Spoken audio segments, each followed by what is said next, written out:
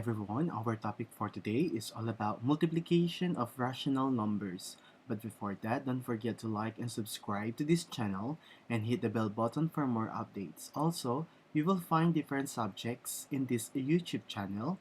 Just select the playlist section.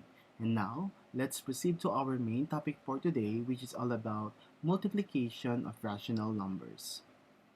Rational numbers.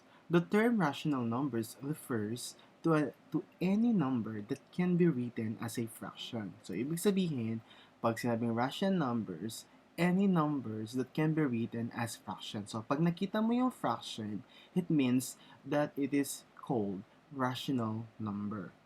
This includes fractions that are reduced, fractions that can be reduced, mixed numbers, improper fractions, and even integers and whole numbers. So rational numbers can be categorized as a fraction.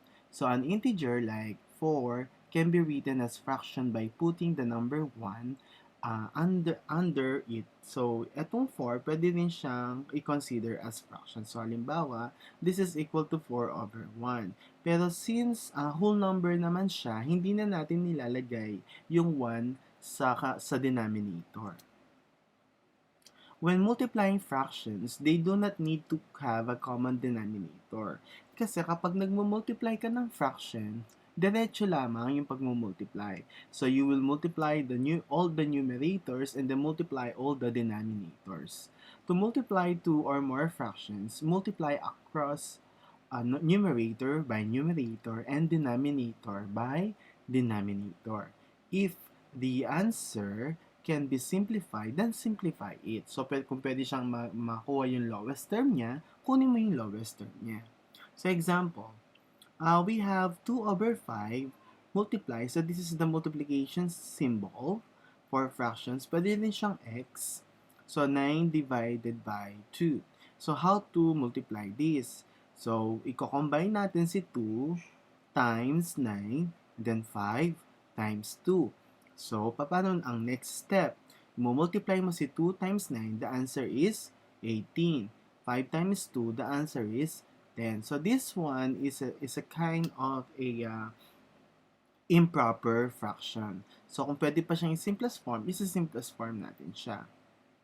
And then, kung nakikita natin yung 18 at saka 10 ay divisible by 2. So, pwede natin i-divide both sides, the numerator and the denominator, by 2. So, 18 divided by 2 is 9. 10 divided by 2 is 5. Then, okay, on the other hand, pwede pa natin siyang i-lowest term. So, paano naman yung lowest term? Or gawing mixed number. So, 9 divide 4, 5. Ilang 5 meron sa 9? Ilang 5 mayroon sa 9? Tama, 1.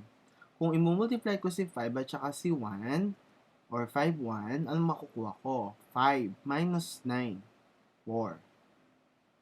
And then, kokopyahin ko yung denominator. So, ito yung mixed number niya. Okay? So, ito yung final answer natin para sa example na ito. So, again, paano makuha yung mixed number ng improper fraction? Una, i-divide mo lang yung 9 kay 5 or i-determine mo ilang 5 mayroon sa 9. So, ang answer is 1. I-multiply ko si 1 kay 5, the answer is 5. Then, i-minus ko siya kay 9, the answer is 4. 4 and then over, kakopy ko lang yung denominator. Next, on the other hand, pwede ko rin dito pa lang, pwede na ako mag-cancel. Dito pa lang sa ating example, ay pwede na ako mag-cancel. So, pwede ko nang i-cancel ito at ito. Okay? So, since na-cancel ko sila dahil pareho silang 2, pwede ko nang i-combine si 9 at saka si 5. So, dumiretso na ako dito. So, pwede rin yun. Okay? So, maraming techniques. So, makikita natin lahat ng technique mamaya. Next, example number 2, 3 4 times 5 over 2. And then, i-combine ulit natin. 3 times 5 and 4 times 2. 3 times 5 is 15 and 4 times 2 is 8. And then, pwede pa nating makuha ang simplest form nito. So, mixed number, 8 meron sa 15? Isa. 1 times 8 is 8 minus 15 is 7. And then, over, kakopy ko lang yung denominator. So, this is our final answer for this particular example. 1 and 7 over 8. Simplifying diagonally. When multiplying fractions, we can simplify the fractions and also simplify diagonally. This is not necessary, but it can make the number smaller and keep you from simplifying at the end. So, para mas madali daw siya at hindi ka na mahirapan pa, pwede mo siyang i-simplify. So, ito yung kaninang ginawa natin sa last slide natin. So, minultiply natin itong dalawang rational numbers, ang nakuha natin is 9 over 5. Ngayon, as an alternative solution, pwede kong i-cancel si 2, yung dalawang 2. So, magiging 1 and 1 na lang sila. Diba? And then, 1 times 9 is 9. And 5 times 1 is 5. So, same lang ang makukuha nating answer. Again, in my subject, this is not yet the final answer, no? Kasi this is an improper fraction. So, pag sabing improper fraction siya, pwede pa siyang gawing mixed number. So, ang pinaka-final answer natin dito is 1 and 4 over 5. Gaya ng sinulat ko kanina dun sa ating previous example. Okay, so this is our final answer for this particular example. You do not have to simplify diagonally. It is just an option. So, pwedeng hindi natin gawin ito, pwedeng ito na lang tayo. If you are more comfortable, multiply across and simplify at the end. So, kung comfortable ka dito sa first one or first method, okay lang. Pero, kung gusto mo mas maliit yung value na minumultiply mo, pwede mo rin gawin yung simplifying diagonally. So, it is diagonally kasi pag ganun natin silang sinisimplify, pa-diagonal. Okay? Now, mixed number naman tayo. To multiply mixed numbers, convert them to improper fraction first. So, kailangan, bago ka mag-multiply ng mixed number, kailangan improper muna sila. So, paano ba mag-convert ng improper? Ganito lang yan. 5 times 3. So, ito siya, di ba? 3 times 5. 5 times 3 plus 2. So, dito sa ating denominator tsaka whole number, magdi-divide tayo dito. Okay? So, dito, divide. And then sa taas, i-add. So, 5, I'm sorry, hindi pala siya divide. This will be a multiplication. I'm sorry. It is multiplication. So, we have 5 times 3 is 15. Plus 2 is 17. And then, ikakopy mo lang yung denominator. Same with this. 4 times 1 or 1 times 4 plus 1. So, ikakopy ulit yung denominator. After mo siyang magawa itong solution na to or itong expression na to, pwede ka na mag-multiply. So, the answer is 17 over 5 kasi 3 times 5 is 15 plus 2 is 17 and copy the denominator. Then here, 1 times 4 is 4 plus 1 is 5 over 4.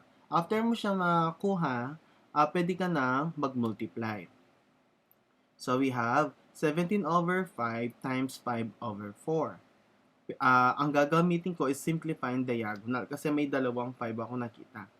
Okay, so ibig sabihin, pwede silang i-divide by itself or pwedeng kunin yung kanilang parang lowest term nila. Ganun.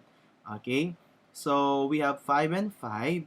Ika-cancel mo yan kasi pareho silang divisible by 5. So, 5 divided by 5 is 1 and 5 divided by 5 is 1. Okay? Tapos, 17 times 1 is 17 and 1 times 4 is 4. Again, this is not the final answer. So, pwede pa natin i-simplify yan using mixed number. Okay? So, ilang 4 mayroon sa 17? Tama, meron tayong 4 kasi 4 times 4 is 16. 16, di ba? 4 times 4 is 16. Minus 17 is 1 over, copy the denominator. So, 4 and 1 over 4 ang ating final answer for this particular example. Okay? Next, sign rules naman tayo. Remember, when multiplying sign numbers, di ba? Pag sabing multiplying sign numbers, kung parehong positive yung ating minumultiply, the answer is positive. Kung parehong negative, the answer is positive pa rin. Kapag naman different sign, positive, negative, or negative, positive, magiging negative yung answer natin. Natatandaan nyo ba ang rule na to sa multiplication of integers? Correct. So, positive times positive is positive. Negative times negative is positive. And positive times negative or negative times positive is negative. In short, kapag pareho ng sign, positive ang answer. Pag hindi pareho, negative ang answer. Paano naman kung magmumultiply ka sa sa rational numbers using sign rules? Example, 3/8 times negative 2/5. Okay, first thing to do ay, since hindi sila pareho ng sign, positive, negative, the answer is negative.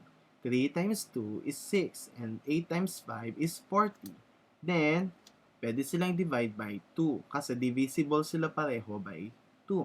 So, 6 divided by 2 is 3. Copy the negative sign here. 4 divided by 2 is 20. Since this one is a proper fraction, hindi na natin siya kailangang gawing mixed number. Next, for this one, pareho silang negative. So, the answer is positive. Tapos, multiply mo lang 3 times 1 is 3. And 10 times 6 is 60. Then, pareho silang divisible by 3. So, 3 divided by 3 is 1. And 60 divided by 3 is 20. So, the final answer is 1/20. We have another example here. 6 divided by 5 times negative 1/3. So, we have, they don't have the same sign, so the answer is negative. And then 6 times 1 is 6. 5 times 3 is 15. 6 and 15 are divisible by 3. So, 6 divided by 3 is 2. 15 divided by 3 is 5. Then, copy the sign. Next, 5 and 1/3 times 6/5. Since this one is a mixed number, gawin muna natin siyang improper fraction. So, we have 3 times 5, 15, plus 1, 16, divided by, copy the denominator, times 6 divided by 5. Then 16 times 5 times 6 is 96. And 3 times 5 is 15. Both are divisible by 3. So 96 divided by 3 is 32. And 15 divided by 3 is 5. But this is not yet the final answer. Our final answer here, since our answer here is a improper, this one kasi proper, so okay na yan. This one improper. So, ilang 5 mayroon sa 32? Tama. Mayroon tayong 6. Tama. 6 times 5 is 30 minus 32. 2 is the answer over 5. So, this is our final answer for number 2. Next, we have negative 1, 3/4, and negative 3, 1/2. Okay. So, gawin muna natin silang improper. 4 times 1 is 4. Times 3, plus 3 is 7/4. Copy the sign, negative. 2 times 3 is 6. 6 plus 1 is 7. Copy the denominator, 2. And the sign, negative. Since pareho sila negative, the answer is positive. 7 times 7, 49. 4 times 2, 8. Since hindi siya ang 8 at 49 walang similar divisibility, pwede tayong mag-divide. So, ilang 8 mayroon sa 49? Tama, 6. 6 times 8 is 48. Minus 49 is 1. Over, copy the denominator, 8. So, 6 and 1, 8 will be our final answer for number 3. And finally, we have 4/9 times 6/8. So, we have 4 times 6, 24, and 9 times 8, 72. Both divisible by 24. So 24 divided 24 is 1. 72 divided by 24 is 3. Tignan natin yung alternative solution ng mga given. So, for number 1, pwede tayong magkaroon, yung number 1 natin kanina, pwede nating ikuhanan ng alternative solution by simplifying diagonally. So, this one, ang 6 at 3 ay parehong divisible by 3. So, pwede natin silang isimplify. 6 divide 3 is 2, and 3 divide 3 is 1. From here, pwede natin makuha that 2 times 1 is 2. They don't have the same sign, so negative. 5 times 1 is 5. So, ito na yung final answer natin. Next, for number 2, ang given natin ay ito. So, ginawa natin siyang improper fractions and we copy 6 over 5. For this one, pwede natin i-cancel si 6 at saka si 3 kasi pareho silang divisible by 3. 6 divide 3 is 2 and 3 divide 3 is 1. So, 16 times 2 is 32 over 5. And then, isi-simplify mo yan. And the answer for this is, how many 5 do we have in 30? So, the answer is 6. And then, 6 times 5 is 30. Then, minus 32, the answer is 2 over 5. So that is our final answer for number 2. And finally, for number 4 and 8, number 4, we have 4 over 9 times 6 over 8. So we can cancel 4 and 8 because they are both divisible by 4, and that is 4 divided by 4 is 1 and 8 divided by 2 is 8 divided by 4 is 2. For number 9 and 6, pwede din silang i-cancel actually, no? Teka lang. Yun. Okay. So, meron siyang ibang ginawa. Anyway, pwede natin i-cancel dito. Ka-cancel ko to. At ito, kasi divisible sila by 3. So, 6 divide 3 is 2. And 9